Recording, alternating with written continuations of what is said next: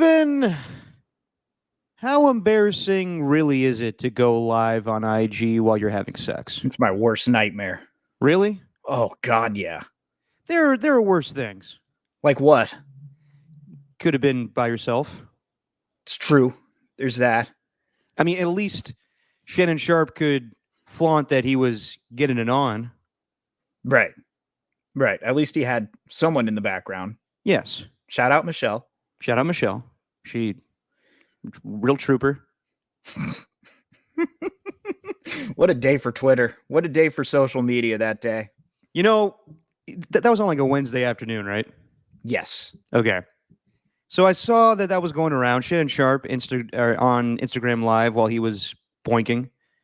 And it started off with him being like, hey, my IG was hacked. Right. And me and my team are vigorously, good choice of words, vigorously trying to find out who did this.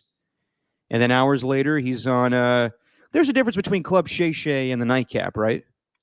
Yes. Not the same show. Well, it's not the same. Well, Club Shay Shay, I think, is like his podcast network, or he's part of the podcast network that he's in. Isn't it on the Volume?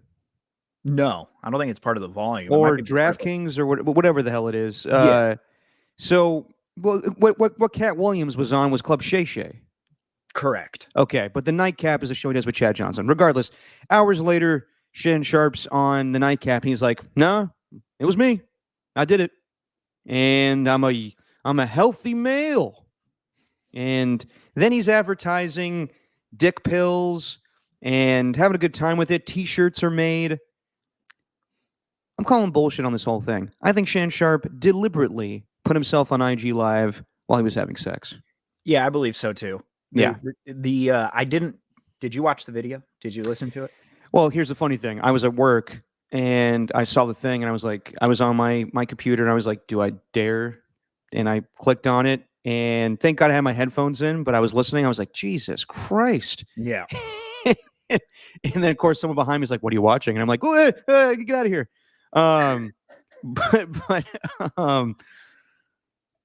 Yes, to answer your question, yes, I did see the video. Yeah, it's like one of those situations, kind of like when someone comes out with a sex tape and you're like, oh, do you watch that? I mean, I'll be completely honest. I don't think I've ever seen the Ray J Kim Kardashian video. Probably like a friend has put it on. I have never seen, not in the same vein, because it's not a sex tape. It's something completely worse. I've never seen Two Girls, One Cup. I refused. Oh God, you dusted off an oldie there. Yeah. Oldie but a goodie, some might say. I refuse to watch sex tapes, and I refuse to listen to that. So you haven't watched it? I did not watch it. I don't need to. Like, I saw the comments. I saw the heavy breathing. Then Ocho Cinco. I did watch the Nightcap though, and Ocho Cinco detailed the types of things that Unc was saying to Michelle, and I'm very glad I didn't listen to that. I don't need to hear Shannon Sharp having sex. Well, I would have preferred, I still haven't found anybody doing this, and this is my idea, but I don't have the time nor the intellect to edit this. Someone needs to take like old NFL films footage of Shannon Sharp, take the sound and put it over the video, because it'll be hilarious if you just hear Michelle moaning and he just goes, man, you need all the help we could get because we are killing the Patriots right now. Calling the Secretary of Defense. Yeah, exactly. Hello, Secretary? I think it had to have been done deliberately, though. My whole thing is I'm wondering because watching the Nightcap and hearing the way they're describing it, the video only lasted a minute, but he said he was 20-25 in. How are you in the middle of that? Judging by the sounds, he was towards the tail end of the escapade. Correct. Yes. My favorite GIF in response to that was the one where it's like James Brown in the middle of a performance and he comes up for the mic and he's like,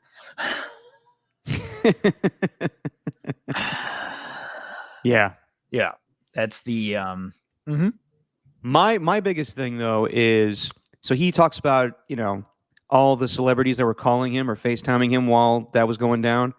And I guess Cat Williams hits him up. And the first thing he says to him is, well, I guess we know you're not gay today. And that's why I think this whole thing is going on, because I didn't know this. Apparently, there's a rumor out there because people are stupid. But Shannon Sharp, there's that video of him walking around an airport. He's got a little dog in his hand and he's wearing tight shirts. And he's like, "What?" If someone's filming, he was like, "Dude, why?" People surmise after that video that he's gay, which is ridiculous. But I think that's a rumor, I guess, that's going around, and Shannon wanted to debunk the rumor, so he filmed himself. Well, he didn't film himself, but he put himself on IG Live and was doing the deed. Yeah, no, I think he's involved now, because he's so popular on the internet. Like, he's in this weird section of the internet now where it's just going to be nonstop chirping. Everything, like, people are going to be paying attention to what he does in his life 24/7. So I'm not surprised those allegations came along, because that's the type of thing the internet does. The internet's a terrible place. And I wouldn't be surprised if he did deliberately post that just to, it's the whole thing now. We're all in 2024, we're all about aura, and we're all about beating the allegations. That's the new thing. It's aura and beating the allegations. And he is trying to beat those allegations. Yeah. Wouldn't be shocked if he actually was. No, I wouldn't be surprised either. And also, I need to beat the allegations that this is not me. Who is this man? Derek Papa, you nerds accept your fate yet? 27-3 Vikings tomorrow. I don't see Tacky in the chat, so I don't know who the hell this guy thinks he is. Tacky's like a Niners guy too. He wouldn't. I know. I think is this Aram? Do we have an Aram? It could be Aram, or it could be my little brother, who is a Vikings fan. Oh, why a Vikings fan? His dad is a Vikings fan. Yeah. Okay, gotcha. All right. It's a whole thing. Yeah. Anyway, real quick to end on the Shannon Sharp talk. I brought this up yesterday on the show. So which former NFL, you can even say Hall of Famer, would you well, you don't want to see it, but which how hilarious would it be? Are you Derek? Are you asking me which Hall of Famer do you want to hear having sex over an Instagram Live? Yes, like in this, what former NFL player would it be hilarious to see the same predicament happen to? Phillip Rivers. Oh God. Oh, dadgummit. Yeah, the same thing could be done for like Peyton and Eli. Like Eli would be even more hilarious. Like, oh man. And Peyton like screaming, like kind of like the Brandon Ayuk thing. See, that's why we don't have our phones during sex. You get like the contracts. You get all the phone stuff taken care of way ahead of time. You turn the phone on airplane mode. None of this happens. Exactly. I was thinking like Warren Sapp, because I think of him. Well, no, you don't have to see it, Steve. I'm just the sounds, of Warren Sapp. It's like, okay, everybody get naked. Put $200 on the dresser. Do we put John Gruden in this category?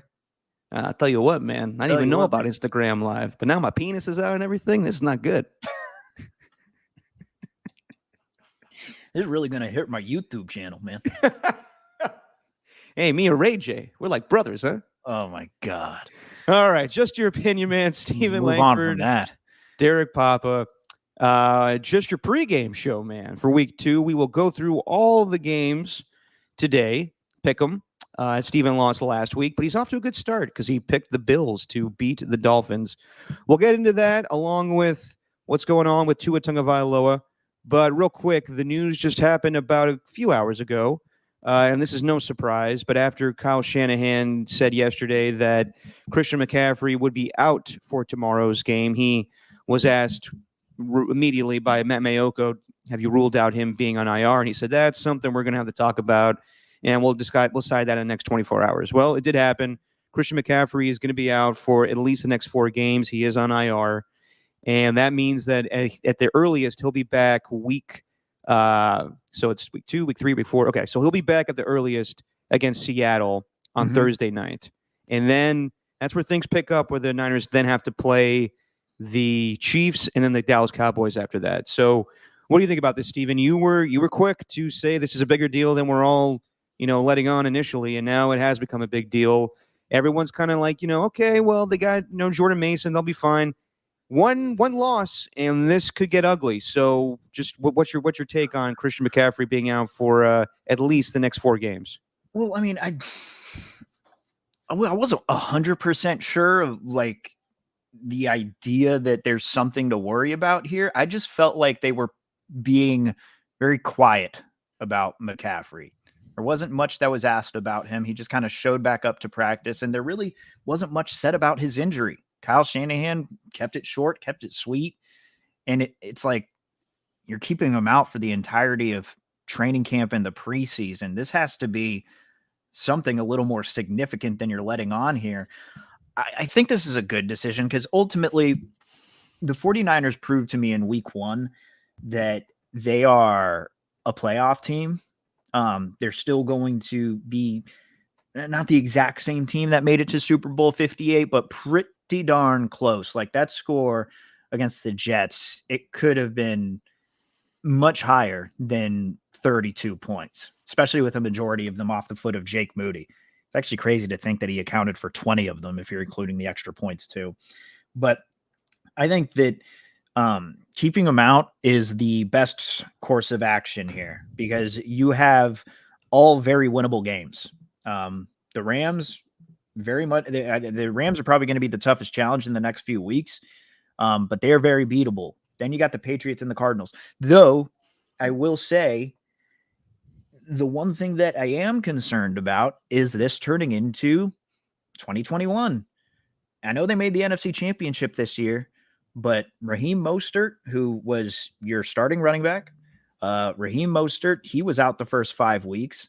And then within that time, you had Elijah Mitchell get hurt, Trey Sermon get hurt.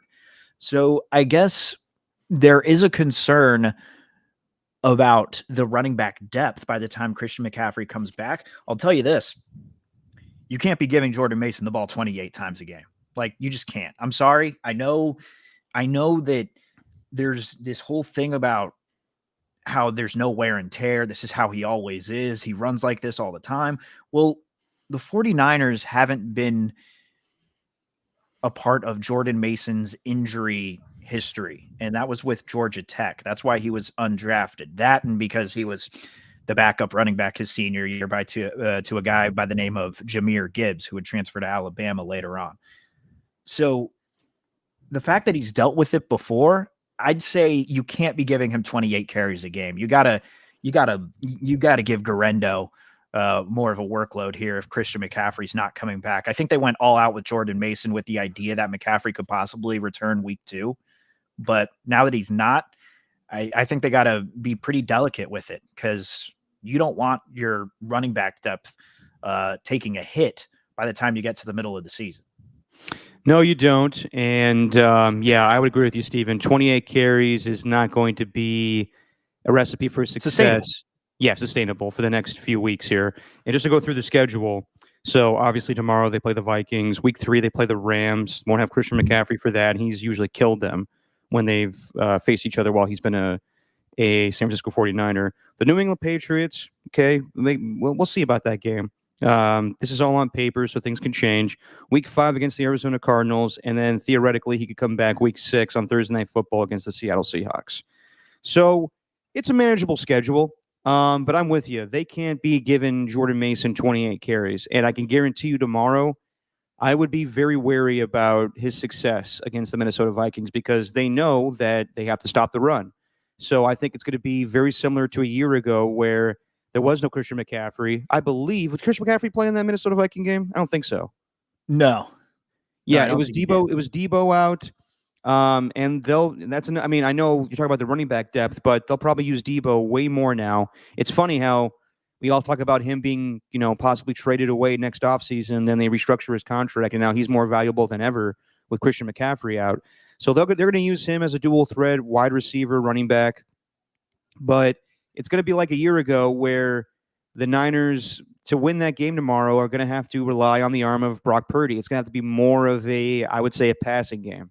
Yeah. And Brandon Ayuk cannot be dropping balls. So I don't think it's the worst thing in the world. I think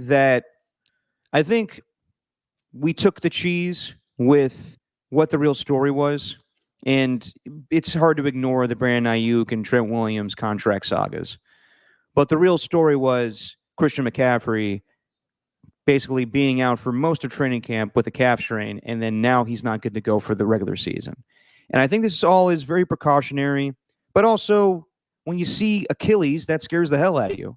So, order for them to have success, they need him to win a Super Bowl. But I don't think they need him. And let me know if I'm getting in a little wonky here, Steven. I see my internet's kind of messed up right now. I think in order for, I think they're playing this the right way. Yeah. I don't think they really need him until they play the Chiefs. But like I just said, you never know. Another injury could happen. An upset could happen. Team's game plan and what worked last week for against the Jets could very well not work tomorrow. So I would say you feel good about it because they got by without McCaffrey week 1 against the Jets.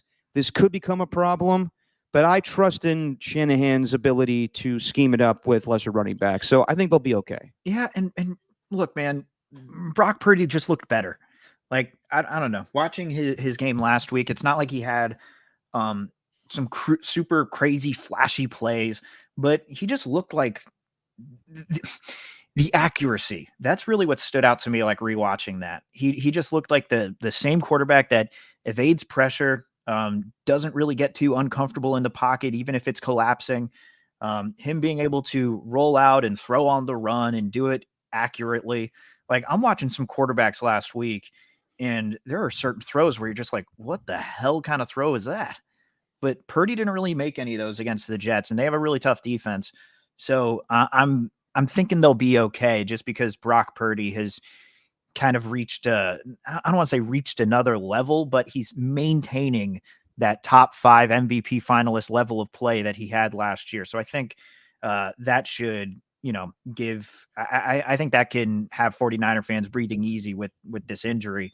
But yeah, it's all about health at the end of the year. That's what matters most. And the 49ers really, until the Super Bowl, they were mostly healthy throughout that postseason. So I think it's a smart move, and hell, you're going to be giving JP Mason more time. Yeah. And I think, I don't know if you would agree with me, Steven. I think we could throw out Christian McCaffrey having a repeat Offensive Player of the Year season now with this significant time being missed. Correct. Yeah. I don't think he's winning any rushing titles. I think he's just there this year to get them to where everybody wants them to be to win a Super Bowl. So no more accolades, no more, rushing titles or MVP consideration. I think it's just get Christian McCaffrey healthy when it's necessary. So yeah, we'll see how it goes. They had to have told him, like, man, the doctors, that is, like, I think Shanahan really wants him out there because they really can open the playbook with him there. George Kittle admitted as much. Like, we just kept on running essentially the same play over and over, and they just couldn't stop it. You can't do that when you have or you can obviously do a little bit more with McCaffrey on the field. But I think the doctors probably told him, like, look, this could be pretty bad if he aggravates it anymore. Like, you're risking like season-ending stuff if you're getting him out there in the next couple of weeks. Give him a month, and then he'll get back on give him some time just to heal up that Achilles and calf. Obviously, he could still do some work because he was limited at practice all week. Yeah, it's a smart move. I would agree. And yeah, like I said, whenever you see Achilles, I mean, like we've seen it before, Kevin Durant, Aaron Rodgers, you don't want to see that thing get worse. And that would put the Niners in a terrible spot. So they're playing this right. And, Kyle was honest yesterday when he was like, he had his worst practice on Thursday. So we got to nurse this thing. And, it's funny. Like, I think all along they knew he was not going to play. Like, I find it comical at this point now with Kyle when he, gets back at the media when they asked him, well, Schefter said, like, this is post game after the Niners beat the Jets. Well, Schefter says that he's not going to play next week. And of course he says, well, he must be God or something to know that already. And it's like, that's funny. I mean, it's a funny line. And, a lot of this stuff is like Matt LaFleur this week saying, like, yeah, Jordan Love's day to day. There's actually a chance he could play on Sunday. It's like, no, he's not. We know you're giving everybody hope and you don't want to tip your hand to the other team. And yeah, that's just, we're not dumb people that follow football. We know what's going on. So yeah, we will not see McCaffrey until possibly week 6 against the Seahawks. But I think they should be okay. Mm-hmm. All right, let's talk about Thursday night's game. And actually was missing a Friday night football game last night. I don't know. Once you give me a taste, Steven, of Packers Eagles on a Friday night, I just want to get that every week. But obviously, with high school football, that ain't happening. So let's talk about Thursday night's game. I thought the Dolphins were going to change things up from a year ago or many years ago. They always lose to the Bills. Josh Allen has the upper hand against Tua, and the Bills just kicked their ass. And a lot of people thought that the Bills were going to take a step back. I thought early on that may happen, like you lose, some games here or there, and then they figure things out. But I think they're a better football team. They're much more balanced. And Josh Allen doesn't need to throw for 339 yards. He can win games throwing for 139 yards. And he's not making dumb throws. He's making spectacular throws, actually. The throw he threw to Khalil Shakir with 3 defenders in the middle, and he just fit it in there in a tight window. Mm-hmm. The one he threw along the sideline where he was rushing to his right, I believe he threw it to Teo Johnson, I believe, the running back, and it was down at the 1. He's just playing smarter football, and I think Joe Brady has that offense in a good position of a mix of running and passing. They don't need a number 1 wide receiver threat. I think that he's much more focused on having Diggs out there. He can, kind of spread the ball around to Matt Collins or Keon Coleman, who I don't think got a pass or caught maybe one pass in Thursday night's game. He got a target. He got a target. He could just mix it around. Like Stephon Diggs is not going to be the guy screaming on the sideline, being demonstrative, being like, "Give me the ball." So now he can just mix it around a little bit. And the defense, I think, is better than a year ago. I know that everybody was talking about the Matt Milano injury, but I think that they were prepared to play without him because they played without him for most of last year. Defense was good. They picked off 2 or 3 times. The first interception was just Robbie Chosen's fault. Then Tua totally airmailed the second one. The third one was abysmal. And I know that Tua is injured, and I am totally sensitive to that and everything. We'll talk about that later. But he had a terrible game. That interception he threw where he was trying to throw it out of bounds and his arm just failed him, and it was picked off and ran back. Tua has issues against the Buffalo Bills. That's just what it is. Mm-hmm. So I came away thoroughly impressed with the Buffalo Bills. I think they're still the team in the AFC East.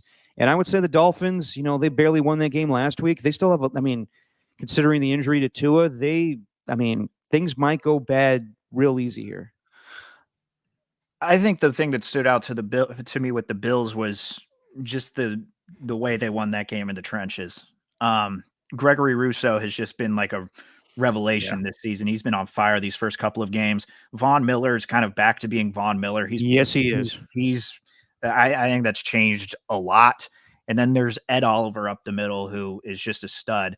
And then, along the offensive line, it's not like they have world beaters there, but they seem to understand how to play with each other. And though they might not always win their one-on-ones, they're always going to at least make the right play. And I think like Deion Dawkins on that left side has just been mauling people. And I think that was a huge reason why James Cook was able to have the big game that he had, why Josh Allen is able to pick and choose when he wants to run and throw the football. So I think that's really what's changed the most. It's not just the fact that they've been able to weather the storm without certain players like Jordan Poyer as a safety, or obviously Stephon Diggs, as you mentioned, but I think it's just their play in the trenches that's been the biggest difference these first couple of weeks. No, I would agree. And yeah, they've been running the ball very effectively. James Cook with 3 touchdowns in the first half. And you mentioned it, Steven. Von Miller looks like his old self again. Yeah. Ed Oliver on that 4th and 1. He blew up the 3rd and 1 play, and then he sacks Tua on the 4th and 1. Yeah, I know things were depressing towards the end of that game for obvious reasons that are not football related. And Tyreek Hill and Jalen Waddle, just their body language was not very good. And I just think that things get bad for them, for the Dolphins, pretty quickly here if they have to continue on with Skylar Thompson. So yeah, very impressed with the Buffalo Bills, and we'll see where things goes with the Miami Dolphins, because the biggest thing from the game was when Tua Tagovailoa was suffered another concussion, his fourth in 3 seasons, when he picked up a fourth down, and of all people, he gets tackled by Damar Hamlin. It wasn't a vicious tackle by any means. It was a routine tackle, and yeah, you saw it kind of in slow mo. I thought Tua should have slid, but he gets tackled. His helmet hits the shoulder pad of Damar Hamlin, and as soon as he tries to get up, he does the fencing thing with his fingers, which is always a gruesome sight. It was very reminiscent of, was it 2 years ago, where I thought the whole when they played the Bills and he was wobbly, I kind of sided with the Dolphins on that one because I think that's teams, right or wrong, when their neurologist passes a guy, they pass him and they think he's good to play. But then the next week when he got his head slammed to the turf and his fingers were all messed Right. up against the Bengals, that was tough to watch. I mean, I think everybody that knows to a story immediately when they saw that he couldn't get up, it was concussion, and I'm not surprised that the Dolphins immediately ruled him with one. So it's very sad about Tua, and I want to get your opinion about everything because I've voiced my opinions about people suggesting that he should retire, but I'll let you speak first, Steven. I can't say I disagree with them. Like I can't, but at the same time, it's not really my place to say whether he should retire or not. The dude just signed a contract, but no, it's a sad thing to see. Like, obviously, I'm not gonna sit here and tell you it wasn't, but I think the reason why people went so crazy with the retiring thing is like it really was a routine football play. It didn't look that bad, and I think that's why a lot of people just started speaking out and saying like, "Oh my God, he needs to think about not playing because if he can't take a routine hit from Damar Hamlin, like what? Like, I mean, how much longer can he really stand it?" I just think people were very outward with their opinions, and really, I don't really have much of one on it, but I kind of get where they're coming from, though. At the end of the day, I completely understand that, and I understand people being sympathetic. I'll say this: I feel bad for Tua, but he is partially to blame for this because he does not protect himself very well. right? He should have slid feet first. Yeah, Part of being a quarterback is you got to get yourself out of harm's way. Peyton Manning was the best at it. When he knew a sack was coming, he just fell to the ground, and people laughed at him. But he was smart. He didn't want to put his team in jeopardy because he knows that if he's out there, then the team's going to have success. So I think Tua, if he does come back and play, needs to be smarter about protecting himself. I didn't appreciate as soon as he left the game, and listen, you could say about like I'm critical of Mike McDaniel sometimes of kind of like he is who he is, but there's sometimes where I'm like, does the team really buy him? Like kind of just being the soft spoken nerdy guy. But I think his leadership skills when it comes to handling Tua are fantastic. He's built up his confidence, the likes of a coach doing that to a quarterback I haven't seen in quite some time. From where Brian Flores was with Tua to where Mike McDaniel is. I mean, that's genuine, him kissing him on the forehead when he leaves the field. right. But I didn't like it when, we feel for this guy because concussion. I'm like, listen. I know I'm going to talk about how I can't stand people saying Tua should retire, but I totally acknowledge that head injuries are serious. Like I'm not downplaying that whatsoever. I understand that is. Back in the day, that was kind of like, you got a concussion, whatever, you'll be fine in a week. Now it's very serious. It's long lasting. We've seen enough evidence. It's bad. My thing was, I don't think that people need to be saying, well, Tua's got to retire. There's no two ways about it. Tua needs to retire. Shannon Sharp did that. I saw Des Bryant do that. Even the post-game show that I usually like, and I text you about as a joke, but it is a good post-game show on Thursday Night Football. Tony Gonzalez and I think it was more Tony Gonzalez. He was saying, I don't think that Tua should play anymore. And I didn't like it as like a talking point for hot take shows because that's the way it was like on First Take the next day. Not saying that I watched that show, but like that's just everybody that either did play football or doesn't play football all have an opinion about what Tua should do with his life. And I have an issue with that because whatever Tua decides to do is his own decision with his family. If he wants to keep playing, by all means, I support that. He's young enough. I know it's scary, but he did sign that contract and he probably wants to fulfill that. Maybe he doesn't, though. Maybe his family's like, I don't want you putting us through that anymore. And maybe he has to make that decision. But I don't think it's fair for a bunch of people to give an opinion about what someone should do with their life. It's different when someone's on the tail end of their career and like people were saying like Peyton Manning should retire after that 2015 Super Bowl. I understand that. But this guy's in the prime of his career and everyone's saying, yeah, he should just he should retire. Because yes, if he does keep playing, he is more susceptible to head injury and his life could get worse. But what people don't talk about enough, and I would love to see like a 30 for 30 on this, is when people do retire, the depression they go through when they try to figure out their life after football. It's very, very dark sometimes. I've seen enough football lives and I hear enough stories. Walter Payton, guys like that, they all think, people say, well, go enjoy your family. Some guys, they never got accustomed to knowing their family and it's weird for them. And then they go out and have affairs and people try to do the TV stuff and it doesn't pan out. I worry if Tua retires, he'll be kind of labeled as the concussion guy. He's known as the concussion guy. His career ended early because that's what happened. Now, his life could be way worse if he keeps playing. I totally acknowledge that. But, okay, like Manti Te'o, what is he known as, Steven? He's known as the guy with the fake girlfriend, not having a full NFL career, not living up to expectations. I think we're downplaying what happens to players when they retire and they're not super famous. Like Tua could go out and have a TV career, but everybody's not Jason Kelce. Sometimes people are forced to retire and then it becomes very depressing for them. So I didn't appreciate a lot of former players telling him what he should do with his life. And I respected Mike McDaniel the next day being like, that's the last thing anybody should bring up. I totally agree with him on that. And I know, anytime it's funny when, my dad's the voice of the Raiders and then people, want to hear what I have to say sometimes. But then when I tweeted out that I didn't appreciate what Antonio Pierce said. Antonio Pierce the next day did a press conference and he said, I think Tua should retire. Want me to play it? Sure, let's play it.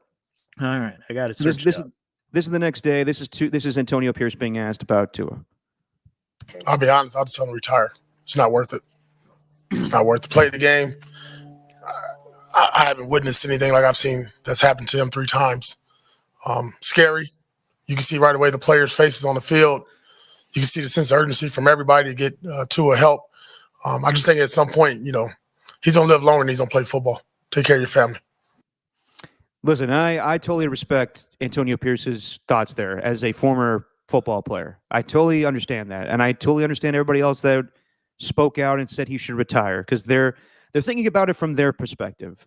But they're not giving enough respect to Tua as a man and what he decided and what he should decide to do. And Antonio Pierce is in that spot now where he is a head coach. So I don't think it's appropriate for him as a head coach to tell another player you should retire. Now, believe me, I am fully aware that he's in support of him and only doing the right thing. I get that. His mind's in the right place.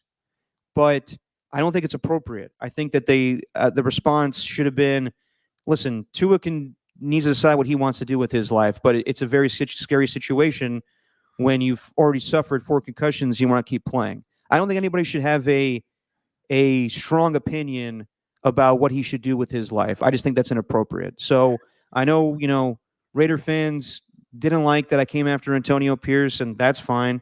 I'm not always going to be positive about the Raiders. I don't have a problem with Antonio Pierce as a head coach. I like to see what he's going to do with the football team. I just thought it was kind of out of bounds for him to say that. I guess, but he was asked a question and he responded honestly, which I respect.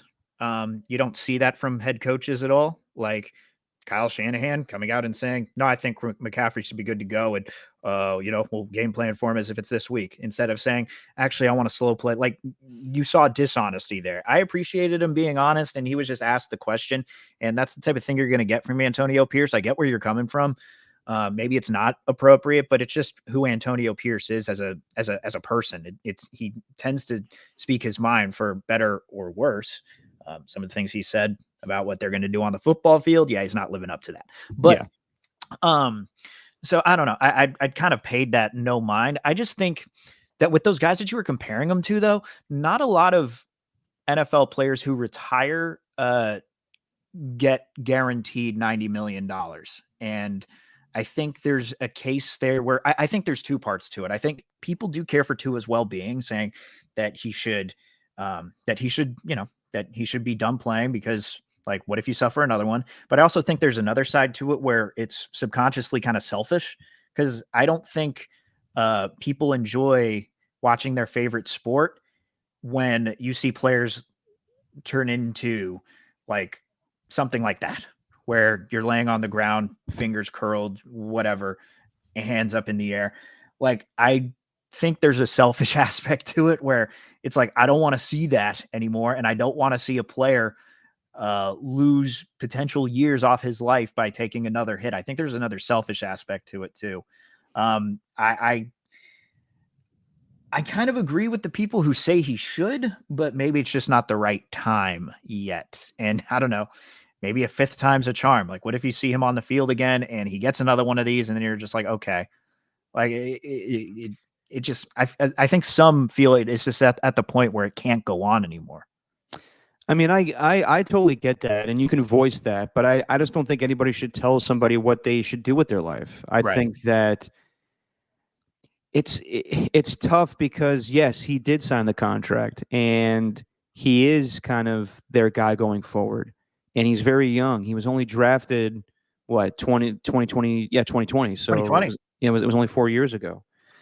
And I'm sure there's a lot of things that he still wants to fulfill in his career. And who's to say? I mean, yes, he will get the guaranteed money, but when you don't fulfill the contract, I'm just being honest here, some NFL owners would be like, well, you owe me money back then. So who's to say that wouldn't happen? I don't know if that's the case, but right. But it's also like a thing with Tua, like, he's mentioned it before. I think that also plays into it as well. Like, say again. He has talked about considering retirement. He said he considered it after 2020. Yeah, he said he considered it after 2022. So I think that's something. I think that's something there too, where people are like, "Oh, well, if you considered it then that adds to it. I'm going to go to social media and I'm going to post at you that you should do this." Well, okay, I'll give specific examples. I don't think it's appropriate for like guys like Emmanuel Acho to go on his new show and be like, I'm telling Tua he needs to retire. Like, that just seems like I'm telling him what's in the best interest of himself, or I'm telling him what's in the best interest of him. Where Tua, he's a smart guy. He's got a wife. He's got kids. He'll talk it over with them, and he'll decide what he wants to do.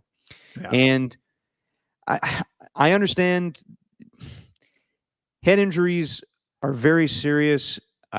I've said that already. I completely acknowledge that. I just think that when this stuff happens, people, like, we all get excited for football, and then stuff like this happens, and then people are like, oh my God, it is part of the game. It's very sad, but it is part of the game. And I think that I would not fault Tua whatsoever come Monday if he announces his retirement. I would not fault him for that whatsoever. I was very sad when Andrew Luck retired, but I understood it. You're seeing more and more guys retire early in their career, and I respect it. There was a time where that was frowned upon. People made fun of Barry Sanders and Ricky Williams and all these guys, and now it's more applauded, which I totally respect. So whatever Tua wants to do, I'm totally cool with that. I'm in the same thought process of Mike McDaniel, where I just don't think anyone needs to put that pressure on him, where it's like, he should retire. And then if he doesn't retire, it comes back and play, people are going to be on TV being like, can you believe this guy doesn't care about his family? Like, well, that's not for you to say. That's totally inappropriate. And it's, I never want to put myself in the shoes of a football player because I never know what their life is like. But it's so difficult when you don't know what you're going to do with your life once football's over. People don't Right. understand that. It's so difficult. So I understand people are doing it from a good place, and I respect that. But I also think you should let a man decide what he wants to do with his life. Yeah. And I saw my guy John Middlecoff go on his podcast and say the NFL will probably step in and tell him he can't play anymore. I don't think that's appropriate either. I understand that they want to uphold the integrity of the game, and they think they probably have, some way of being responsible for this. But you can't tell a man he can't play a sport. So I don't know how the hell that would happen. I understand everyone's worried about him, and it's more about football, and I totally respect that. But I think you got to let him decide for himself. I wouldn't be the least bit surprised if he plays again this season. I wouldn't also be surprised if he never plays again. So whatever happens, I'm okay with. I think everybody else needs to be okay with it too, though. Okay. All right. I have no retort. All right. Well, fair enough. Let's end before we do picks here on a funny note. Steven, did you see the video I sent of the Raiders hot mic situation? I did. It's just funny. I don't know who it was. Definitely wasn't Vic Tafur or Paul Gutierrez or Deshaun Reed, I believe. But before a Raiders press conference, hot mic situation, the reporters in the crowd were talking about the matchup against the Ravens. And let's just say they have a little faith that the Raiders will come out on top. All right, hang on. I got to pull it up. Okay, all good. All right, here we go. Yeah. Unless Gardner really kicks ass, I think he's going to get his ass kicked. I'm He's not going to a, get his ass kicked. not a fan. Not a fan, but I guess I just want them to win. So I guess if you can help them win, I mean, shit, look at Derek Carr did the other day. Holy crap! I didn't like Carr at all. Probably for Carr, dude, you could see it happening. That all that shit would get start fucking off overthrow. Oh, God. So basically, Yeah. the guy is saying that they're going to get their asses kicked Yep. by the Ravens with Gardner Minshew at starting quarterback. And the other guy's like, well, would you rather have Derek Carr? Yes. Yes, you would. Yeah. Yeah, I think so. I mean, you and I have been talking about it nonstop since they cut him, but they did not upgrade at No. all. So No. it's just funny though. Like, guys that cover a team don't have to be fans of that team. It's just funny though when they're talking like, yeah, Gardner Minshew's getting his ass kicked this weekend. Yeah, the Raiders I- also should not do that. At least to turn the live stream on as soon as we get the mic going. Like that was left on for way too long before someone actually walked up. I agree that was bad. That was a bad move right there. But sports writers are allowed to have their opinions. So I don't think it's that big of a deal. But it is, I mean, it's the truth.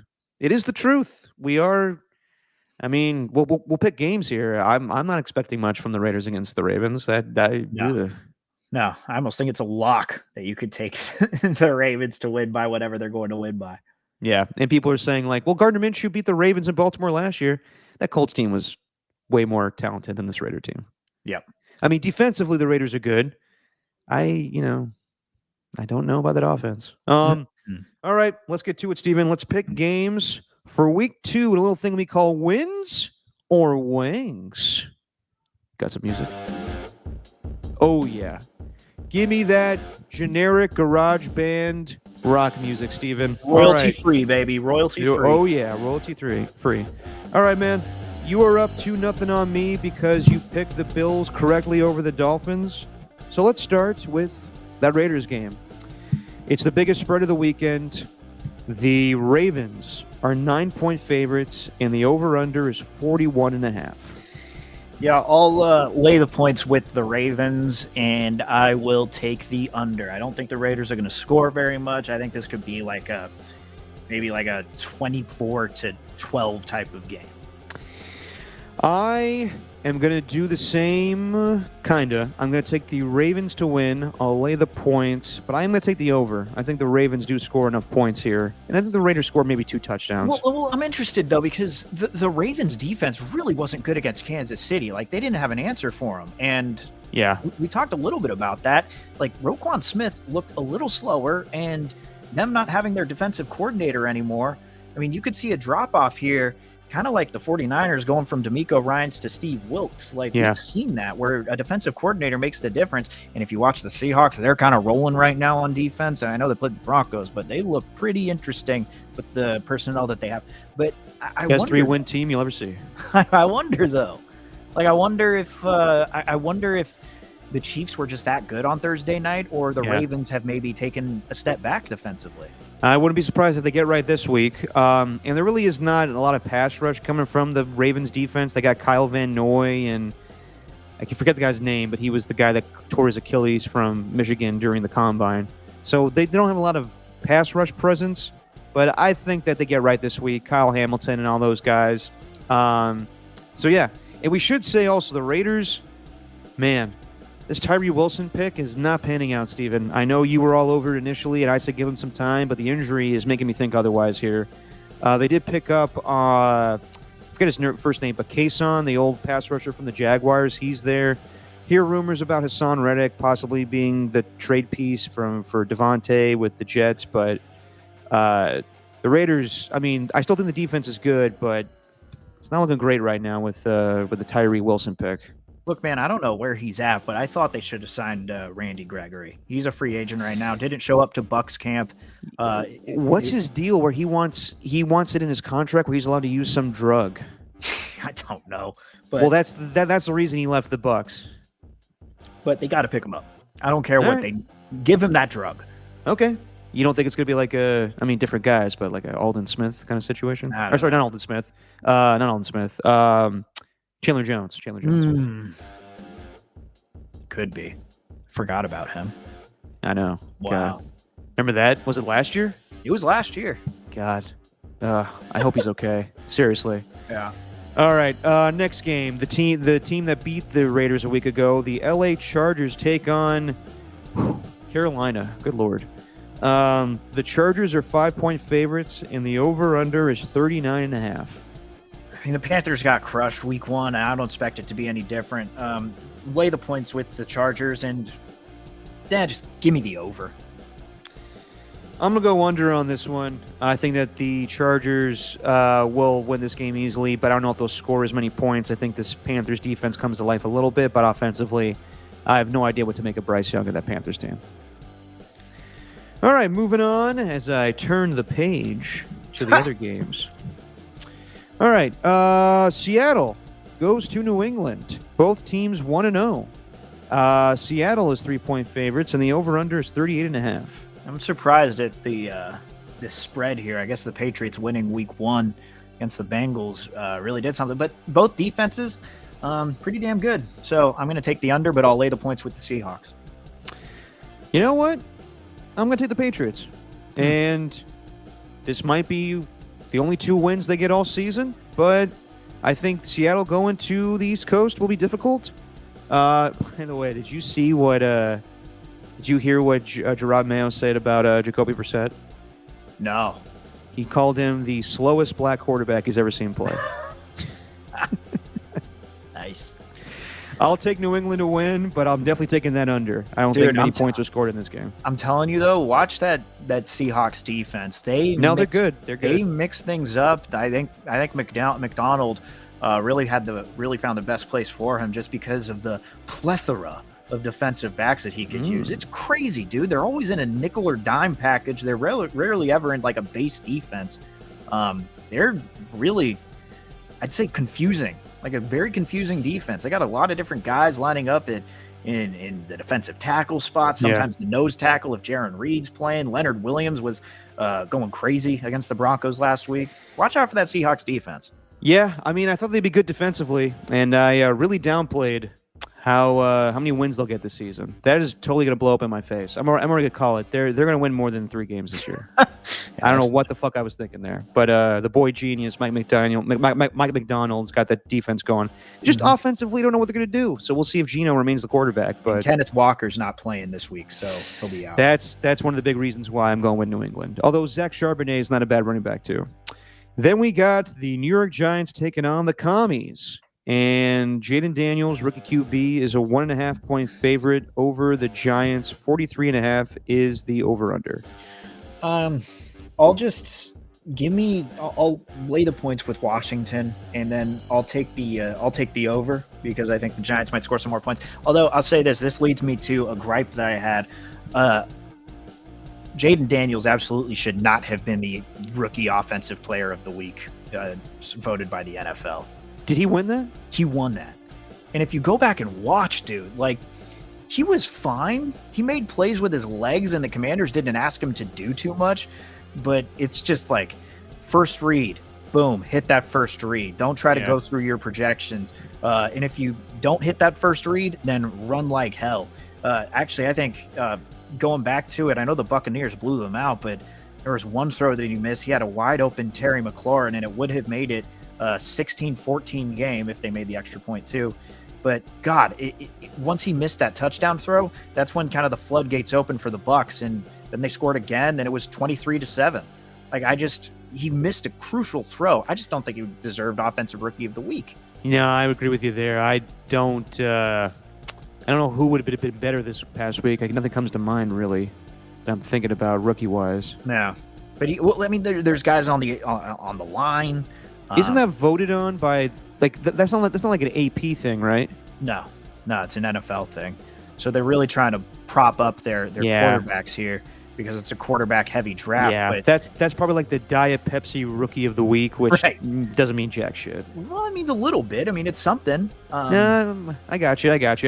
I just can't think of anybody else that's performed well rookie-wise. Maybe defensively, I'm blanking on somebody. No one really shows the offensive line any love. Dominic Pooney's like the greatest offensive lineman of all time if you look at the analysis this week. Yeah, Dominic Pooney's not winning that award, but I hear you. You know, like your boy Byron Murphy wasn't too bad for the Seahawks up the middle. Yeah, that's true. That's true. There's different guys that could have won the award. I just think that Jaden Daniels wasn't really deserved.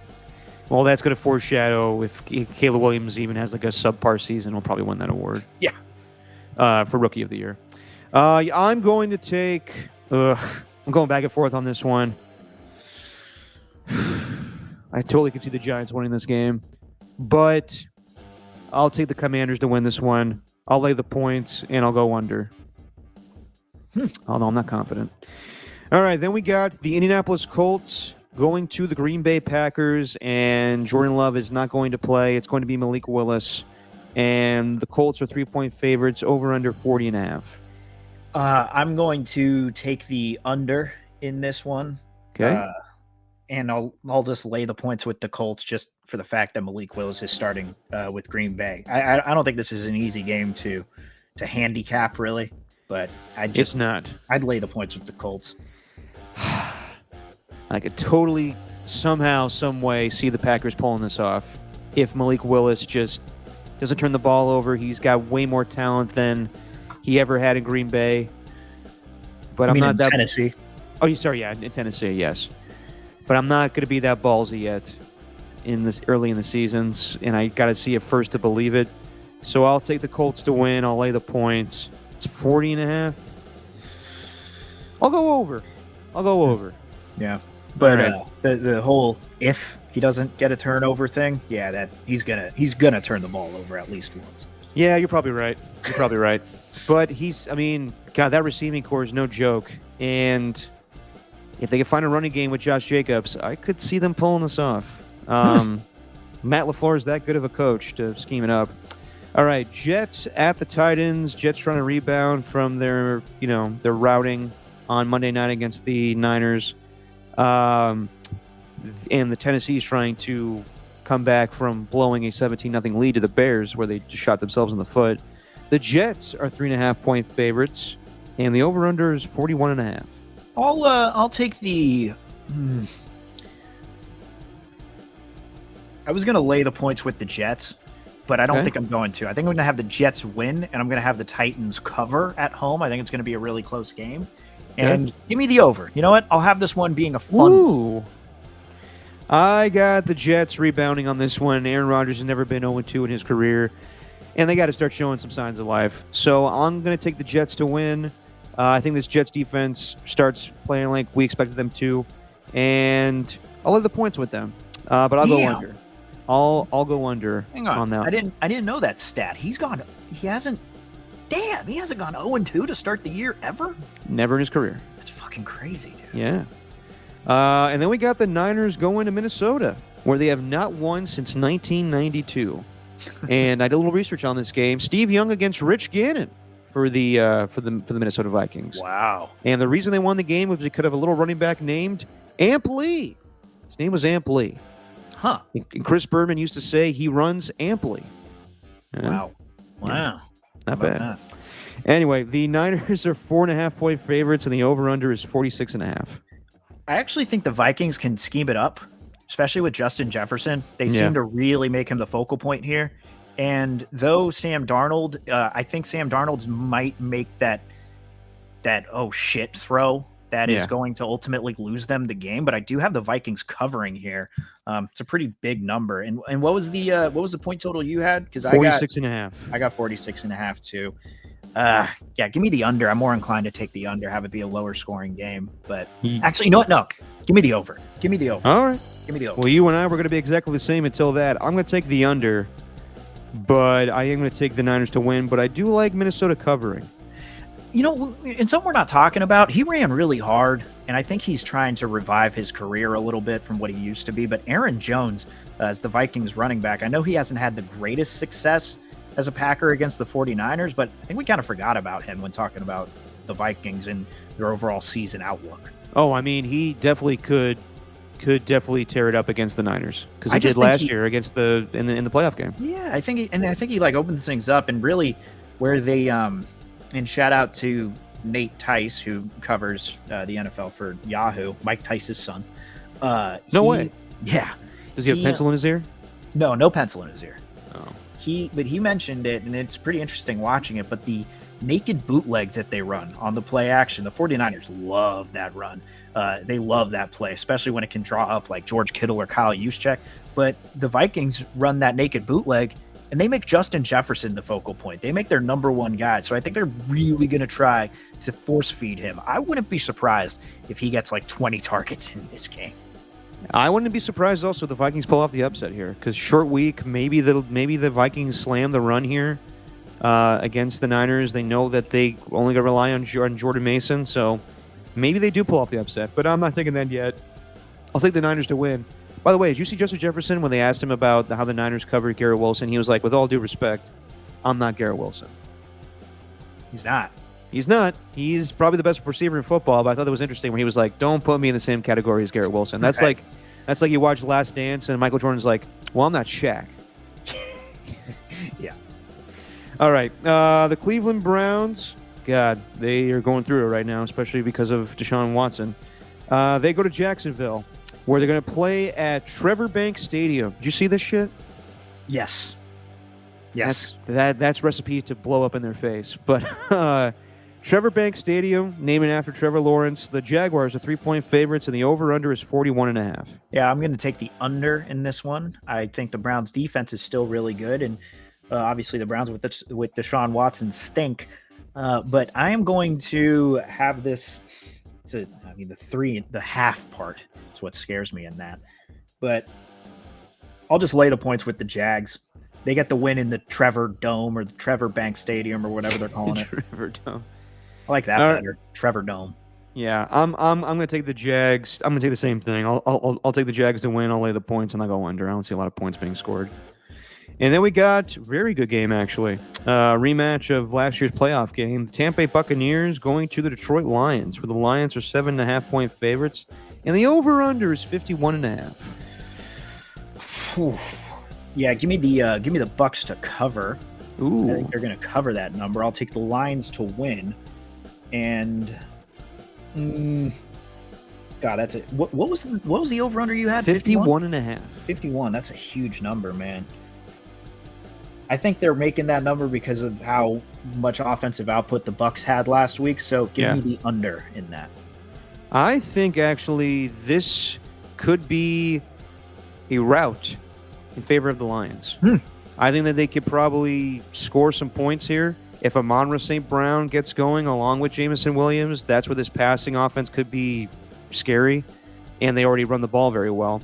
And I think their secondary is a lot better than it was a year ago. They got Carlton Davis, the former Buccaneers, so I wouldn't be the least bit surprised if the Bucks kind of rout the Buccaneers here. So I'll take the Lions to win. I'll lay the points, and I'll go over on the points. Maybe I'm overreacting to just one good game, but I do think we're kind of underrating Baker Mayfield and how good he is with that Buccaneers offense. And No, Mike Evans. Mike Evans and him have this connection, man. They do. That's right up there among the best quarterback wide receiver connections in the league. No, I mean, I think Baker's played probably his best football with the Buccaneers. I just think that the Lions are that much better. Yeah. Okay.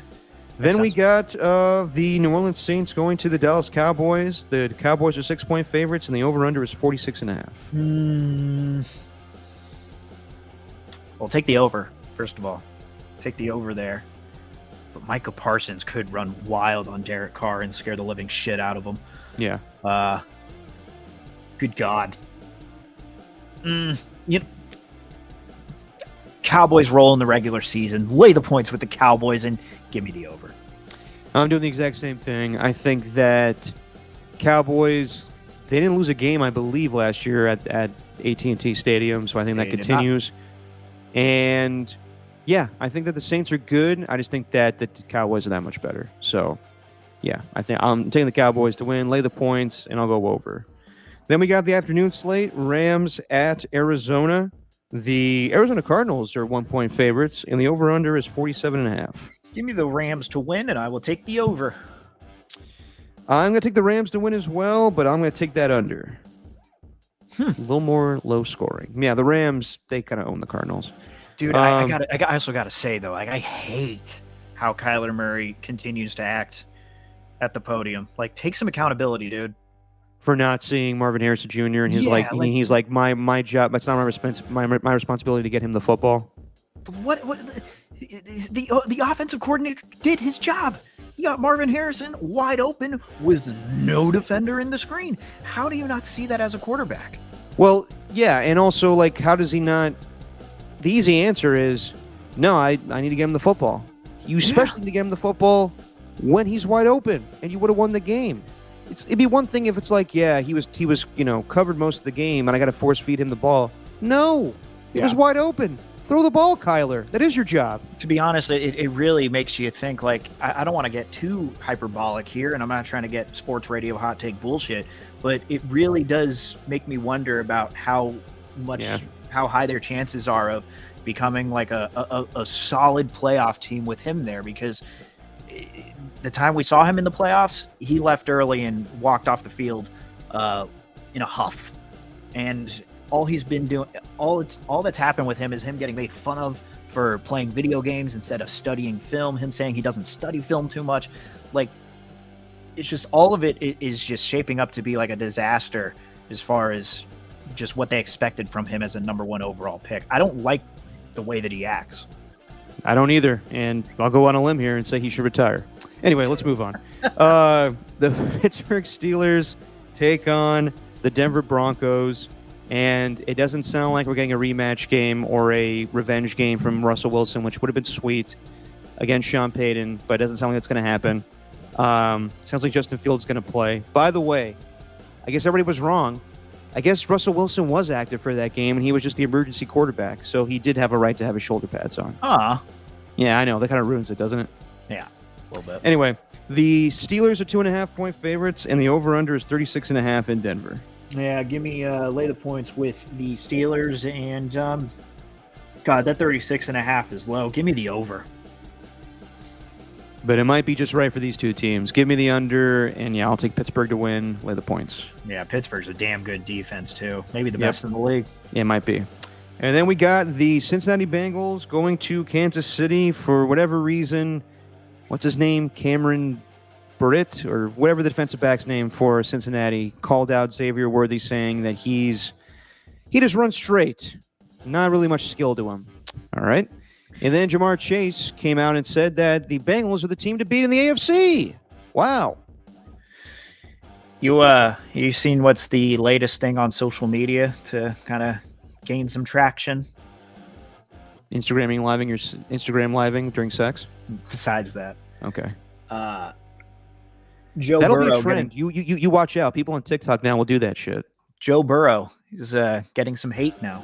Just people don't think he's as elite as we all think he is. And Why? Because he struggled to pick up his water bottle? because he struggled against the Patriots, and they're saying that he hasn't played elite football since that Super Bowl run. And I'm- Jesus, God, we are and I'm like- critical. And I'm like, go watch that game against the 49ers last year and tell me Yeah. that was not elite play from Joe Burrow. I think it's just ridiculous. You could go either way with me on who's the second best quarterback in football between him and Josh Allen. I Yeah. think that's ridiculous. And the people that said that Josh Allen is overrated, you know what the hell you're talking about. Go back and watch that game on Thursday night. And the thing that, and you mentioned that comment on Xavier Worthy. It's not Xavier Worthy you got to worry about. Like, maybe he's right. Maybe that's all he can do. But that's not all the Chiefs offense will do. And you're not talking to Xavier Worthy. You are talking to Andy Reid. You are talking to Patrick Mahomes. You are talking to a guy like Travis Kelce. You are talking to guys who will take that, use that as bulletin board material, and scheme him out. I wouldn't be surprised if they do a deep shot for Xavier Worthy on the first play. Probably. Would not be surprised about that. And the Chiefs, you know, they're good about bulletin board material. Remember when the Raiders played the Chiefs too, with the Kermit the Frog stuff and everything that Antonio Pierce said this offseason. But at So- the end of the day, I do think the Bengals. Joe Burrow does play really well at Arrowhead, and and Jamar Chase is playing. So Yeah, he's playing despite not getting a contract yet. I'll take the So- Chiefs to win. Lay the points. Oh, did you do the Not bet line? yet. Chiefs are favored by 6, and the over/under is 48.5. Yeah, I was looking at it here. Give me the over, and I think the Bengals will cover, but I think the Chiefs will win. All right. I got the Chiefs winning. I'm going to lay the points, but I will take that over. And then the Sunday Night Football game. This is going to look terrible. The Texans are wearing all white, and the Bears are wearing all orange. Gross. The Texans are 6.5-point favorites. The over/under is 48.5. Be aware, too, fantasy players, that Keenan Allen and Rome Odunze are questionable, and they brought up Colin Johnson, the preseason favorite from the practice squad. So we may not see those guys. Lay the points with Houston. Give me the over. Yeah, I'm going to take the under because I don't see much offense coming from the Bears. But, yeah, the Texans should. I mean, this is going to be bad for Caleb Williams' first national televised game. It might be ugly. If he looks like he did last week, Yeah. I mean, I don't know. He there's little flashes. Yeah. But if he can make those plays consistently, I just not so sure he's going to do that against the Texans defense. And then lastly, Monday Night Football. It's a battle of the birds. The Atlanta Falcons go to Philly. Eagles are 6.5-point favorites. Over/under 47.5. I don't believe in Kirk Cousins right now. Not a 36-year-old coming off the Achilles. Lay the points with the Eagles and give me the under. I'm going to do the exact same thing. All right, there you go. That is our picks for week 2. Steven has a 3-point lead on me, or actually a 2-point lead on me from Thursday night game. So, yeah, we'll see who has to do the hot sauce come next Tuesday. And by the way, next Tuesday will be the last time we see Steven for a little bit of time because exactly a week from today, Steven's getting married. Hell yeah. Look at that. Ooh, Ernie 2. Shannon Sharp plays Call of Booty. Ah, I like well this. done. I like this. Do we name Shannon Sharp's favorite video games? What about NFL Skeet? It's not bad. Grind, theft. Just grind. Just Yeah, grind. Yeah, I can't. Grind oh, is his grind. favorite. Yeah, that's true. That's true. Tony yeah, Hawk Pro Dater. That's not good. That's not good. Why?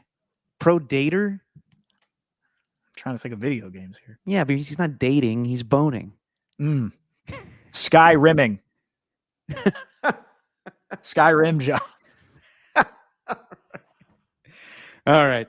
So yeah, just we'll talk more on Tuesday, Steven. But you excited or nervous? I'm very excited. I'm much right. looking forward to it. Although we got a lot of planning, a lot of our planning has to be executed today. So we are All right. big day ahead of us. There you go. Steven's got to pick out some napkins, fold some name cards. It's a big day of being a grown-up. All right, everybody. Enjoy the games tomorrow. Thanks, everybody in the chat today. The Ernies, fake me. Tired of that shit. We got Skills, I think that's it. So yeah, we'll see everybody on Tuesday. Steven, say what you always say. Red Dead Redemption 2. How about that? All right, that's the best one. That's the best All one. right. All right. Just your opinion, man.